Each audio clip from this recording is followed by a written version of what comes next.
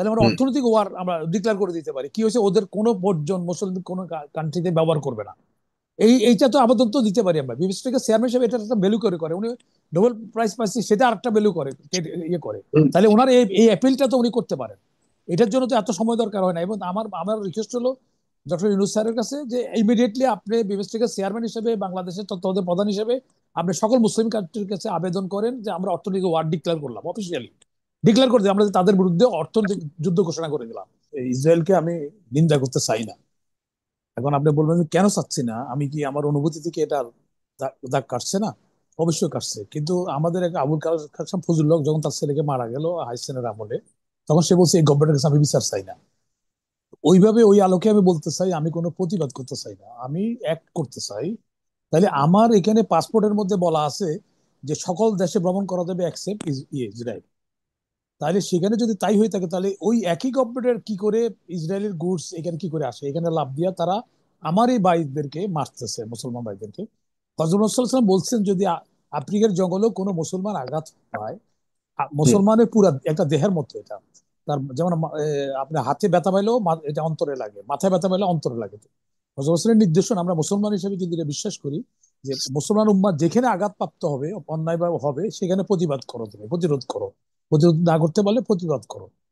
তো আমাদের গভর্নমেন্টের যে এইখানে এই যে পেপসি ওই যে শুরু করে আমরা নুডলস, চকলেট, এই জিনিসগুলি এমনকি নুডলসের মধ্যে শুয়োরের চর্বি ব্যবহার করা হচ্ছে, অথচ এগুলি এখানে আসছে। তাহলে এখানে আমাদের বাণিজ্য মন্ত্রণালয় কি করতেছে, গভর্নমেন্ট কি করতেছে? আমরা বিজনেস থেকে কদিন আগে দেখছেন আমরা গেছি, এখানে রাষ্ট্রের খরচে গেছি আমরা, ওখানে একটা ফান্ডও দিতে হয়েছে অন্যান্য সদস্য রাষ্ট্রকে। তাইলে আমারও একদম সাজেশন থাকবে গভর্নমেন্ট বিবেচকের তরফ থেকে এই মানবাধিকার লঙ্ঘন হচ্ছে, তোমরা মানবাধিকার দুয়া নিয়ে আমেরিকা সারা দুনিয়ায় বক্তব্য দেয়, মানবাধিকার গেল, মানবাধিকার গেল, তো এখানে কি মানবাধিকার নষ্ট হচ্ছে না? এটা মুসলমানের কথা বাদে দেখ না, ওদেরকে যে খ্রিস্টানদেরকে অন্যান্য রাষ্ট্রদেরকে আমাদের রাষ্ট্রের তরফ থেকে ফরেন মিনিস্ট্রি থেকে বলুক যে তোমরা মানবাধিকারের কোন মুখে মানবাধিকার নিয়ে কথা নিয়ে বলতে আসো তোমরা। আজকে দীর্ঘদিন থেকে ওরা আশ্রয় প্রশ্রয় পাইছে এখানে, যে এই লেবাননের ওদের, ওরা যখন বাস্তুয়ারা হয়েছে এদের, এরা বিহারিদের মতো এদের এখানে আশ্রয় দিচ্ছে। এখন মালিককে তারা তাড়াই দিচ্ছে, মালিকদের মারতেছে। যারা যারা এদেরকে এটা প্রতিদান দেখেন কত আনগ্রেটফুল এরা, যে এদেরকে আশ্রয় দিছে।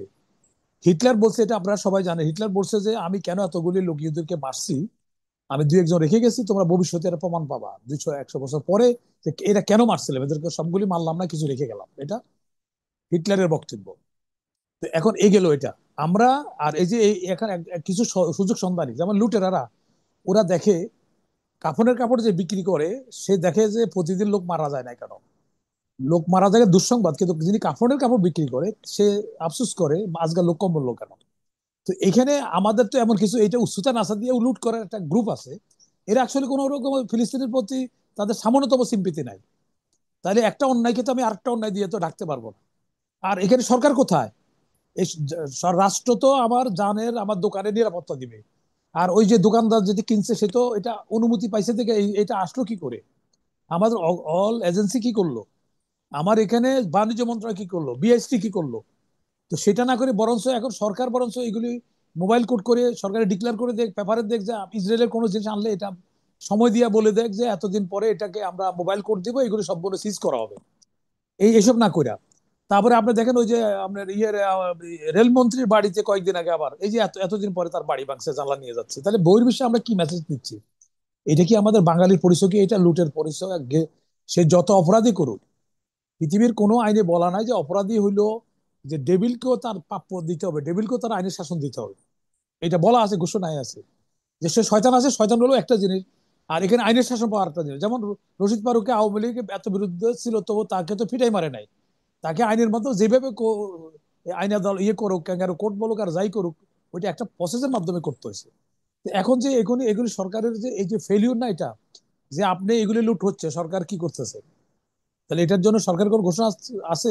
এর আগেও বাড়ি ভাঙছে, কোনো ইয়ে নাই, ওর বাড়ি ভাঙতেছে। তাহলে আবার যখন কোনো সময় অন্য পট পরিবর্তন হবে, তাহলে এখন যারা পদে আছে তাদের কারো বাড়ি থাকবে? কারো বাড়ি থাকবে না, কারণ আমরা এই ইনস্টেন্সটা কি রেখে যাচ্ছি, আমরা তো এটা সমর্থন করতে পারি না। এটা গেলো এই পর্যন্ত।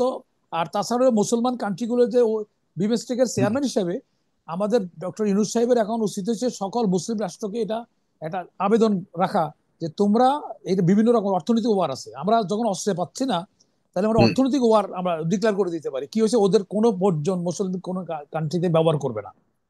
এইটা তো আপাতত দিতে পারি আমরা। বিবেচনাকে চেয়ারম্যান হিসেবে এটা একটা ভ্যালু করে উনি নোবেল প্রাইজ পাচ্ছি, সেটা আরেকটা ভ্যালু করে ইয়ে করে। তাহলে ওনার এই অ্যাপিলটা তো উনি করতে পারেন। এটার জন্য তো এত সময় দরকার হয় না। এবং আমার আমার রিকোয়েস্ট হলো ডক্টর ইউনূস স্যারের কাছে যে ইমিডিয়েটলি আপনি বিবেচনাকে চেয়ারম্যান হিসেবে, বাংলাদেশের তত্ত্বাবধায়ক প্রধান হিসেবে আপনি সকল মুসলিম কান্ট্রির কাছে আবেদন করেন যে আমরা অর্থনৈতিক ওয়ার ডিক্লেয়ার করলাম, অফিসিয়ালি ডিক্লেয়ার করে দিই, আমরা তাদের বিরুদ্ধে অর্থনৈতিক যুদ্ধ ঘোষণা করে দিলাম। ওদের কোনো বর্জন আমরা কোনো কিছু দিব না, ওদের দেশে আমরা রপ্তানি করবো না, আমরা ওদের কোনো কিছু আনবো না। যদি মুসলিম কান্ট্রিগুলো তাদের ত্রাইতারি অবস্থা শুরু হবে।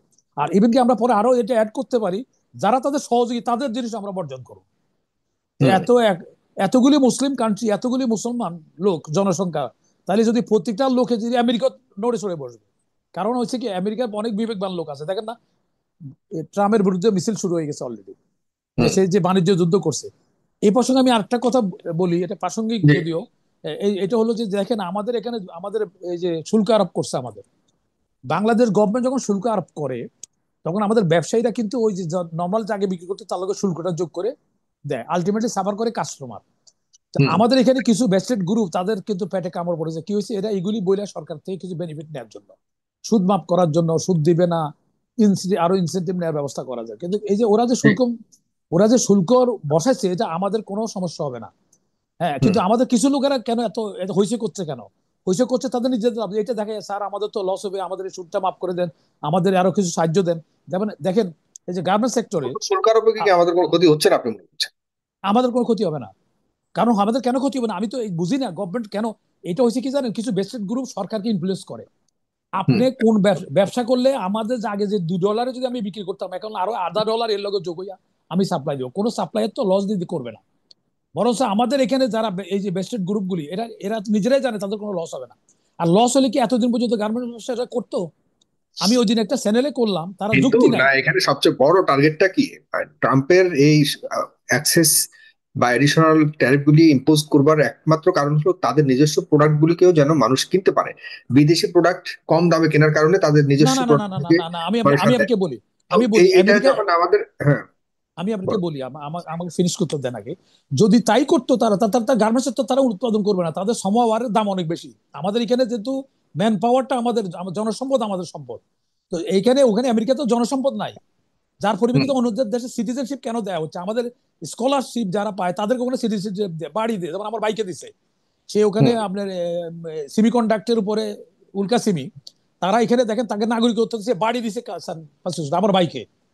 তো কেন দিচ্ছে তারা? কিম সোসাইটিকে নিয়ে যাচ্ছে কেন? তাহলে তারা জানে যে ওই জিনিসটা, ওই ব্রেনটা তারা ব্যবহার তাহলে করে আপাতত আমাদের আপনি মনে গার্মেন্ট। করছেন যে এটা শুল্ক আরোপে তেমন কোনো না না না, ক্ষয়ক্ষতি আপনি হবে না, বলেন আমরা এ নিয়ে আমাদের, কথা বলবো এক আমার সময়। ট্যাক্স ট্যাক্স তো আমাদের দেশে বাড়ানোর পরে আমাদের ব্যবসায়ীদের কোনো ক্ষতি হয়? আমার আপনি কিনতে গেলে ক্ষতি, ওটা ওটা যোগ করে দিয়ে দেয়। তো আমাদের জি। গার্মেন্টস এর মধ্যে কন্ট্রিবিউশন কিন্তু কম, কিন্তু ওরা প্রতি বছরে কিন্তু লোন নিচ্ছে। করোনার সময় তারা সুদ মাপ পাইছে, এরপর আরো আচ্ছা, 1,000 কোটি টাকা তাদেরকে দেওয়া আমি হয়েছে। একটু এই বিষয়ে একটু জানতে চাই, মানে অনেস্টলি জানতে চাই যে এই শুল্ক বাড়ানোতে এটা তো বিশেষ কিছু দেশের উপরে দিছে। হ্যাঁ, সমস্ত দেশের উপরে যদি দিত সেটা একরকম, তা আমার দেশ আমি থেকে বুঝে গেছি, ওরা আমি বুঝে গেছি বেশি। আপনার কথাটা। আমি বুঝে গেছি, আপনাকে জি। বলেন, আপনি আপনি স্ট্যাটিস্টিক্স দেখেন, আমাদের চেয়ে বেশি শুল্ক আরোপ করছে অন্য অন্য দেশে, আমাদের বরঞ্চ কম। যে আমেরিকা যে কটা রাষ্ট্রকে শুল্ক আরোপ করছে এর মধ্যে সবচেয়ে কম, আমরা এমনি আগে আছি।